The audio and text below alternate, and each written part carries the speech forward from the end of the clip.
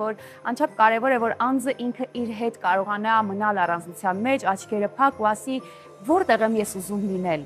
ինչ է ինձ պետք, իրական այդ մենակությունը իր հետ, այդ